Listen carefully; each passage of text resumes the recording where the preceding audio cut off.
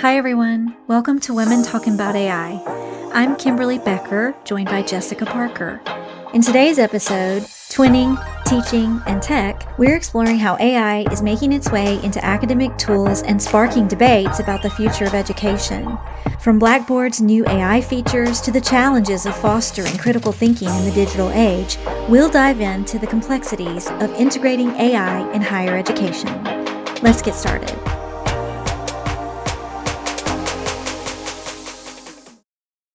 Hey, how are you? Hey, long time no see. Long time no see.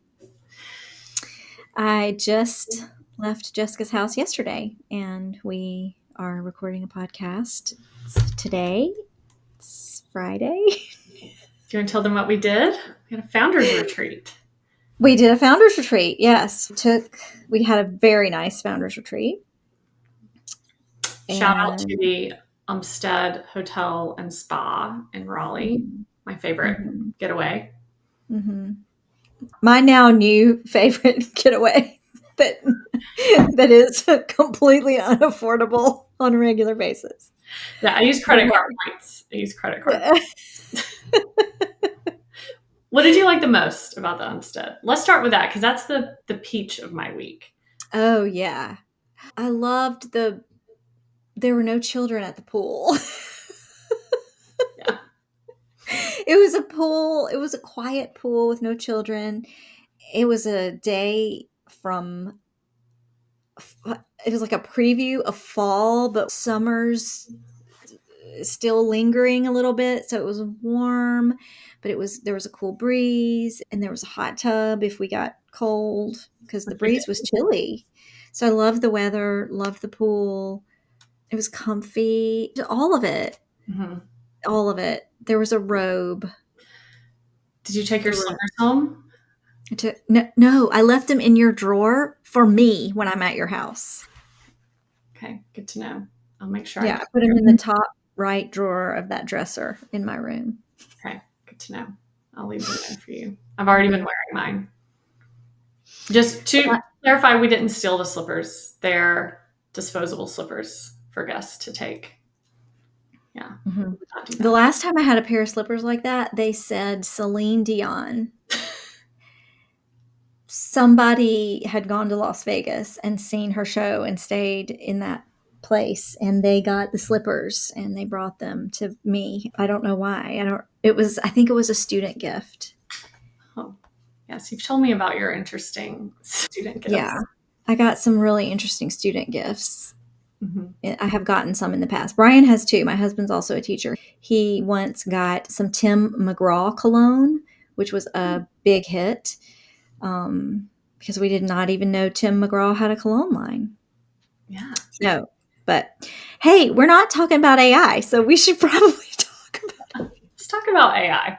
Talk about AI. I'm curious because Blackboard just announced, and I'm just reading here, that they are deploying a new element to their discussion board system that basically allows a teacher to create an avatar who then becomes the discussant with the students for reflection purposes only. It's not, my understanding is they want it to be a reflective activity. And I'm still not sure what the avatar does because I haven't completely finished the YouTube tutorial that I was watching about how you set this up in Blackboard. And I don't have a Blackboard account right now, so I can't play with it myself. But I've been waiting for a major LMS, learning management system, to announce an AI feature. And this is the first one I've really heard about. Yeah, I have Blackboard. I should check it out. My classes started back this week. I imagine it's something the institution has to opt into, but yes, maybe I'll have. It is toggle. They toggle it on or off. You sent me, I think it was a Substack where they. Mark Watkins, who is at the University of Mississippi, Shout out. I'm from Mississippi, so shout out to the folks at Ole Miss. I did not attend there. I'm not an alumni, so I'm shunned. But Mark Watkins does really good work in this space of higher ed, and I really love his Substack, which is called Rhetorica. Hmm. Rhetorica is his Substack. He talks in general about this idea of twinning, which we haven't talked about before, where you have a digital twin that is trained on, if you're a researcher, your research, if you're a teacher, your course materials, and can interact with the students in lieu of you. Yeah, when I Um, was reading it, it sounded like we should probably add like a fact check at the end of these mhm, podcasts because I don't know if everything we're saying is accurate, but it sounded like in the Substack that Mark wrote, the twinning component of it was the professor provides the A, like kind of trains it on their own writing. So mhm, I think the avatar is a stand-in for the professor, and it's supposed to sound like or write or behave like the professor because it sounded like it was trained on the professor's writing. That was my mhm, takeaway. And Mark was critical of it in mhm, Substack because he taps into this sort of well-known, well-recognized issue that despite technology being able to connect us, we're more isolated than ever. And is this really a feature that we need in mhm, Blackboard? Which is an interesting question mhm. to explore. Yeah, he basically says, and I'll just read from the Substack here. It says, I've written before about what's at stake when we allow synthetic relationships to alter real ones. And what strikes me is how bizarre it is we're even having this conversation. I'm going to keep reading here because this is so good. And again, this is from Mark Watkins' Substack. It is 2024, and in all my ideas about the future, I don't think having a machine modeling language was one of them. Nor did I imagine becoming a teacher to one day be presented with the opportunity to upload my writing to create a digital twin using generative AI. But that is our reality. Yeah, and one of the comments was interesting. It said automation for many, connection for few. Mm-hmm. I think we can all agree that with technology and social media, yes, people are more isolated than ever, especially after the pandemic. But I think, I don't know, there's definitely aspects of Mark's post that I agree with, but then there's aspects of it that I disagree with. Mm-hmm. And I think it goes back to conversations that we've had about just generalizing generative Mm-hmm. AI. And generative AI definitely gets a bad reputation for lots of things, cheating and plagiarism. People are very concerned about it short circuiting like our critical thinking skills and becoming too reliant on it. But I do think that there are opportunities where it can help. And when I think about education, like I have never taught in a K through 12 space, but I know plenty of people who have. You have. I think at the end of the day, we have significant teacher shortages. There's less and less interest now in like teacher preparation programs. I think we can all recognize that there are some serious issues with the educational system in, I'll just talk about the US. And until we're willing to invest resources in education and fix some of those problems, either we can just reject this technology or recognize that there are opportunities that we can leverage it. And I'm not saying that this is one of them, this digital twinning. I don't know enough about generative AI for that. But I do think that there are opportunities where we can and should leverage it. And I get worried about this just generalization of technology and then less connection and then isolation and therefore it's all bad because I don't think that's the case. What do you think? What are your thoughts? Yeah, I think it depends on what the motivation for the technology was from the get go. One of the first things that I So I have a background is in language teaching, and a lot of my training for pedagogical purposes is in teaching people how to use language. And I think language is useful for everything. I think even if you're teaching math, you need to know how to talk about it, and I think students need to know how to talk about it. My husband teaches high school biology, and he and I talk about how important causal language is in science. But from computer assisted language learning, we have this principle that everything we do with technology needs to be incremental and sustainable. Those are the two kind of primary fixtures, and that it needs to be a human need that is being met with the technology, not throwing technology at a problem just because we have it. That never works. And that is why we have this disconnect between practitioners and ed tech. If you look at social media like this, I see it happening in almost every comment on so many groups that I'm in on Facebook. Facebook is especially bad. LinkedIn is more, I feel like LinkedIn is more siloed, but on Facebook, I feel like there is this huge animosity between professors and ed tech people, which I didn't even know about until I left the university and became and started an ed tech company. And so this was news to me. I did not know that there was this animosity. I was very naive, but not that we use technology. That's not the point. The point is there was already something that was a need, a problem, an issue that many people were having, not just one person, not just the lowest in the group or the highest in the group, but that over time there's a patterned problem that we can solve with the technology in a way that we couldn't solve without it. Yeah, so when I think And about this idea of the twinning component, mhm, okay, so I teach online. I have students, we have weekly discussions.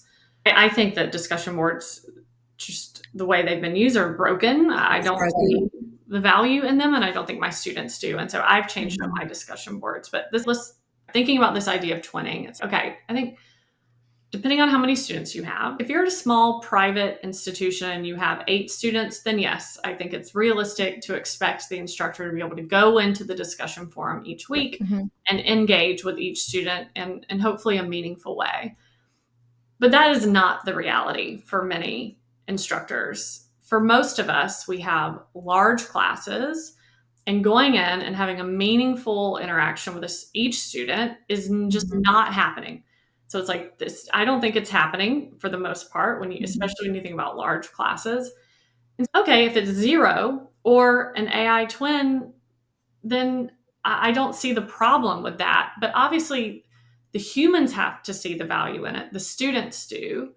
mhm, And so if the students don't find it meaningful, then it doesn't matter if it's there or not. And so I think that's the more interesting component of this, is not that mhm, we can do it or maybe it is solving a problem, but this goes back to the technology acceptance model.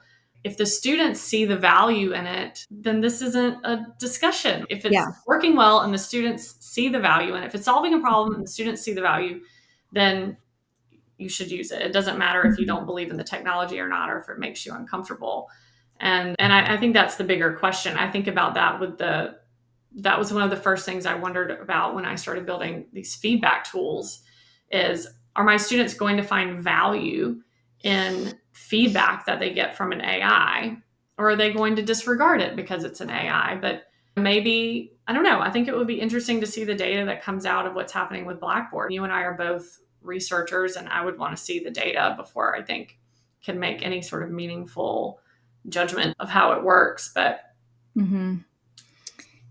Yeah, I obviously it's too new to know, but another thing that caught my eye this week, social media wise, to discussion boards is Facebook group that I'm in. It's something to do with higher ed writing and AI, and someone posted that their TA graded their discussion boards, their online class with AI. So the students used AI to generate the discussions that they weren't supposed to. This person had like no AI.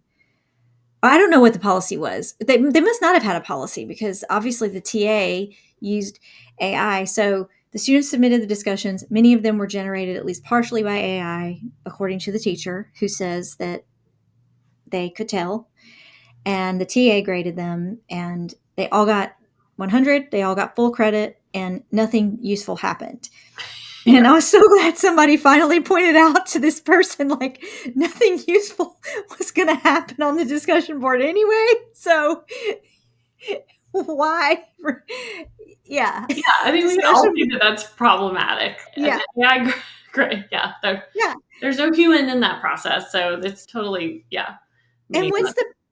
what's the next step of the, is it a process or is it just a deliverable that is submitted as a product? This is another topic that I love, Mhm. is if it's not about the process, then what's the point? Because in the real world, I may submit an article to a journal and I may sign off on it after the editor has is done with it and it's formatted, but there's certainly areas for improvement, and I know that going in. Mhm. I always know that, and I always, when I reread it months later, I'm like, "Oh, that was wordy or worse." Um, so yeah, it's I mean, I think that's the challenge. We're all realizing process over product. mhm, We have to focus on the process. And I've revised several of my courses where I have the students like iterate through the same mhm, assignment so I can look at more of that process and focus less on the mhm, product. But this is why I'm not envious of K through 12 because of standardized testing. Like I don't, mhm, I would not want to be in a K through 12 space trying to address these issues. I mhm, think that's a whole other mhm, conversation. I think the stakes are much different, but in a higher ed context, we do have more control over our curricula. And typically, especially I'm at the doctoral level, I have a lot more leeway in terms of how I'm mhm, assessing learning. And I have shifted a lot more to process over product. I feel like I've had to. But I was having an interesting discussion with someone a few weeks ago who's talking about admissions essays and how they're starting to see where previously admissions essays were a really important part of their selection process and mhm, determining looking at the student's ideas and getting to know the student through their writing. And now a lot of these essays are being AI generated. So they're not useful at all in terms of helping them identify prospective students for that program. And I think that just captures a much larger, it's just very representative of a much larger issue that we're seeing in higher ed that we're all grappling with, that is very overwhelming when we think about how we're changing our assessment of learning. mhm, But supposedly discussions are supposed to help with learning. That's where we're supposed to be able to identify issues and students understanding or knowledge or application, whatever it may be, before they get to a summative assessment. I also don't know how reliable AI is. You and I use it very frequently for feedback, but I would get nervous about like fully relying on an AI to be a stand-in for me in weekly discussions. I don't know. I don't yet understand this Blackboard feature in terms of how it encourages reflection, but I also know that my students get really frustrated when I like force constant reflection. Like it can feel like busy work to mhm. them. And so I'd Yeah. be curious to see like how that reflection is contextualized. Yeah. Well, here's what I know about it. Just again from his Substack. It's a timed interaction, which is so interesting, where a student converses with a bot over a specific topic chosen by the professor, which then gives them space to reflect on what they learned from the chat. The faculty member then gets a full transcript of the session. Yeah. And now the question is, are you going to read those transcripts? To read, for Yeah. sure, at the doctoral level, for sure. Right. At that point, it's like you could have just probably had the original interaction yourself as a faculty member. Yeah. Now you're going to read that transcript and then probably hopefully do something with it, make some sort of Mhm. determination of student Mhm. learning. Yeah. Mhm. Honestly, I think what we're going to see for a while is just lots of trial and error, new features Mhm. that some of which we need, some we don't need. And I don't think it's going to be obvious until we try some of them. But I just hope that faculty are being thoughtful about their use of these things. And again, it goes back to what problem are you trying to solve? And is this Mhm. specific feature going to allow you to address that problem? And I'd say a Mhm. lot of times, probably not. I don't know. I've yet to see anything in Blackboard yet.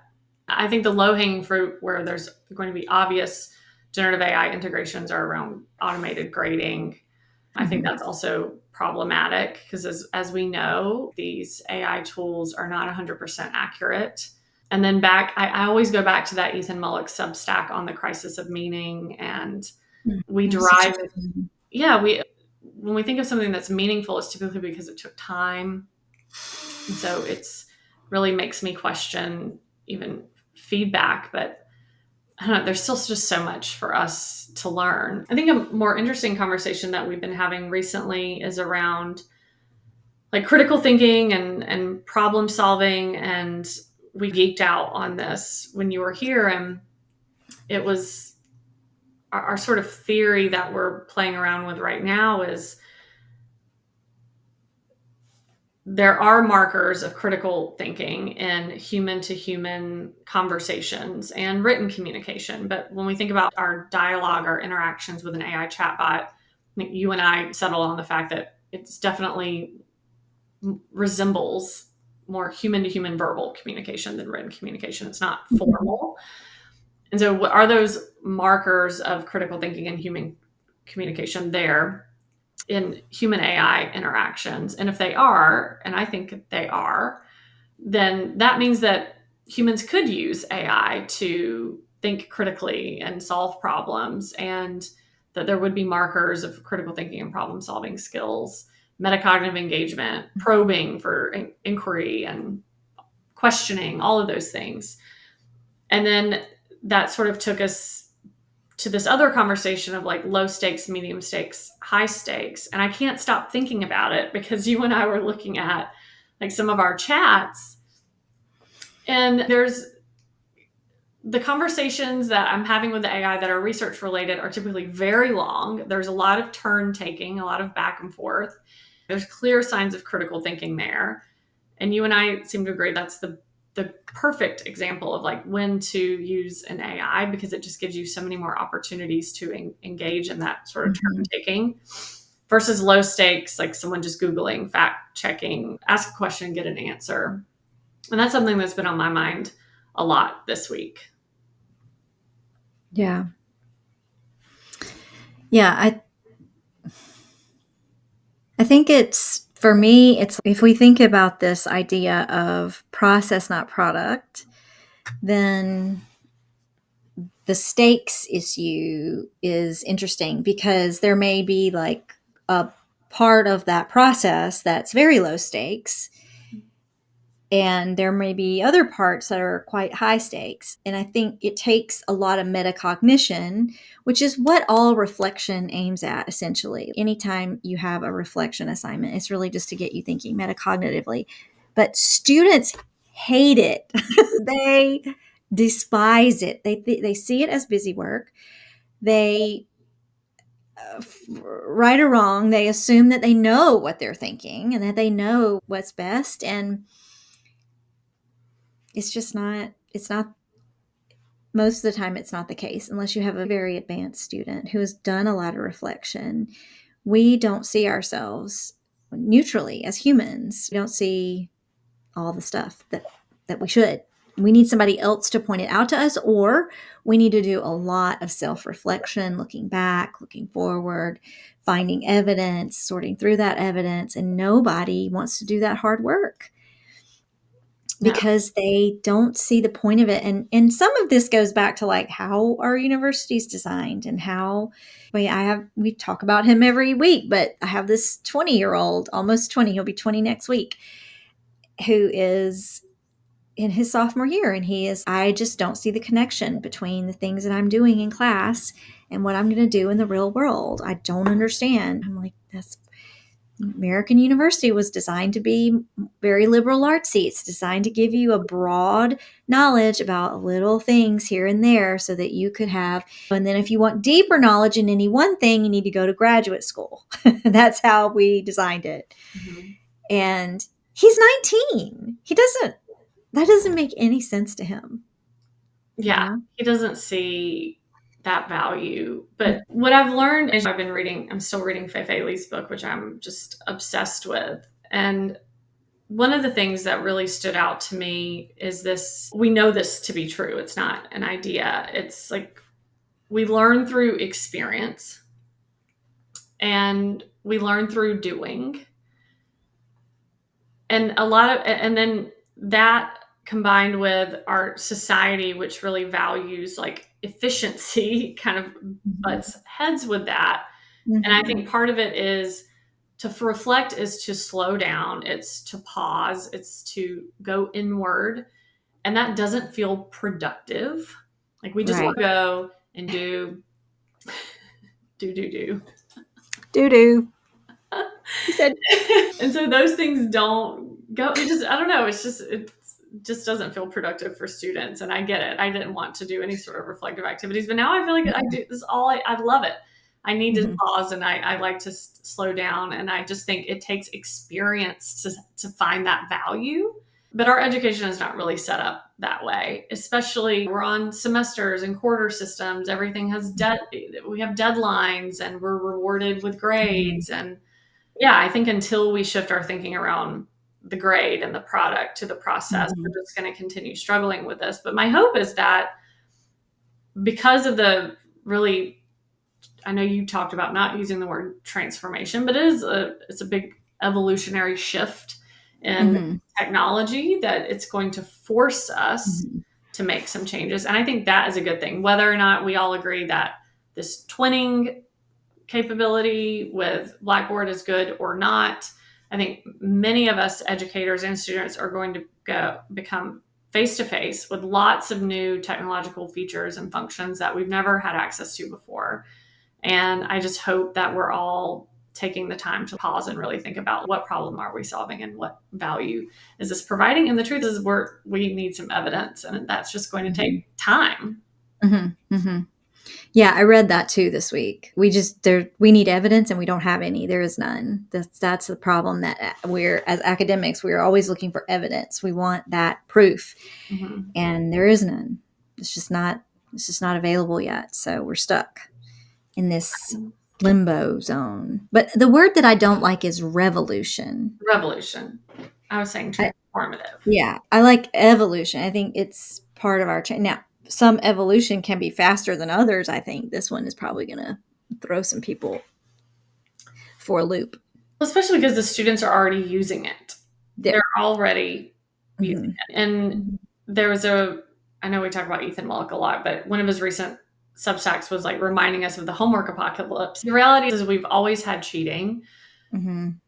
And there's no different with AI. And the reason we have cheating is because students have deadlines and it's high stakes and they need to get a good grade. And so sometimes it's just faster to cheat. And Mhm. yes, AI is going to make that easier for students, but they're all more the reason to rethink our education system, which is long overdue to begin with. The thing, and this is going back to something you said earlier about the, the efficiency problem.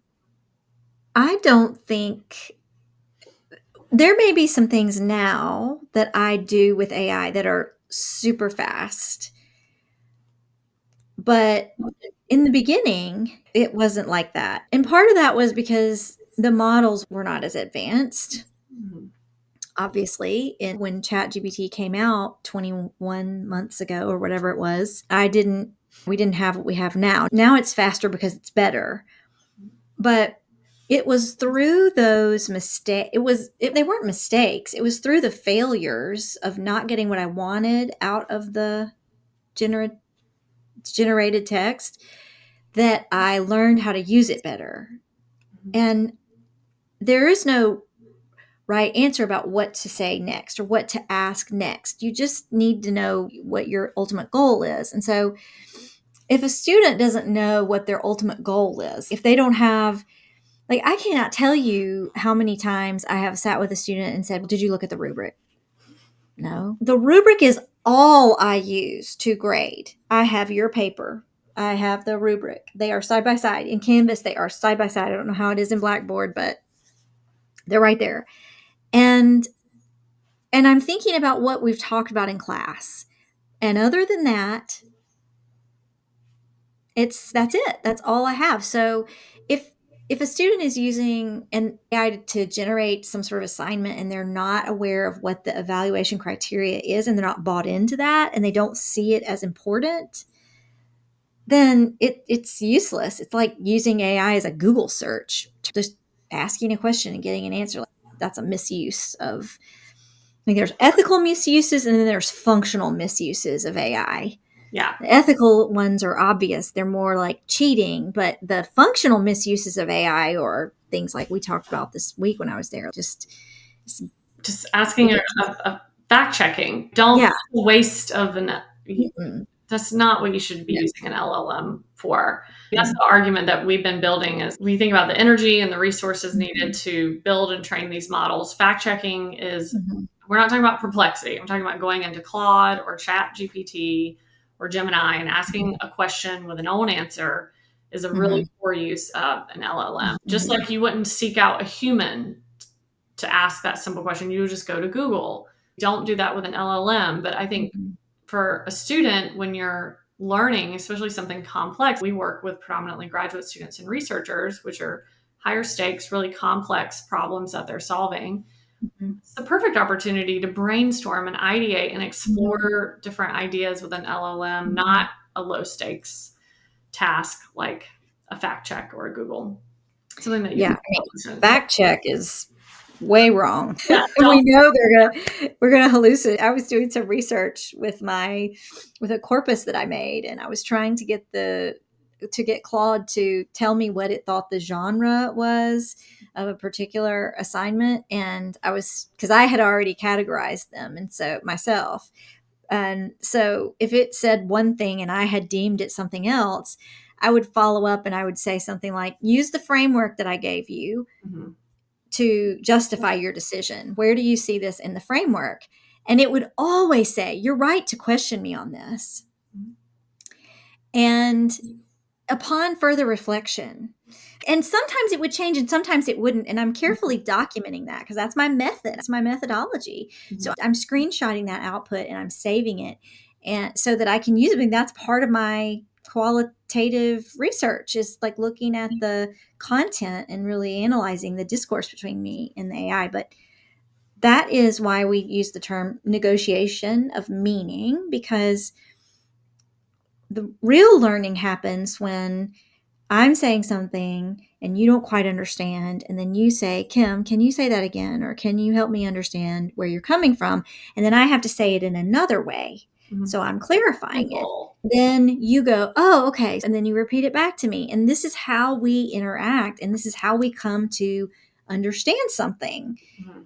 We may not agree, but we can understand the situation. It's through that back and forth negotiation of meaning. And that is time consuming. It doesn't mean that you're going to get a fast answer. AI has been wrongly equated with efficiency when really to use it well, it shouldn't be very efficient. For a high stakes situation, you should be iterating over and over again to get something that you really feel comes to the understanding of two interlocutors engaging Mhm. in that way. Yeah, there's obvious applications of generative AI that can perform like back end operations and automations. And that's not what we're talking about here. We're talking about like No, user to just AI interaction. mhm, I think a really good example is I was recently working with a student who was trying to find a survey that would be appropriate for her study. And I mhm, was trying to help her understand like how to align her research questions, her variables with the survey. And the way she was using AI was to, when there were clear right or wrong answers in terms of, she didn't have the domain knowledge. And so when she asked Claude to help her find a survey and help her align it, like I didn't instruct her to use it that way. That's what she was doing. And that was problematic because there is a clear right or wrong answer there. Like the survey Mhm. is or is not aligned with the research questions and the variables. And if you don't have the domain knowledge, that is a really poor use of an LLM.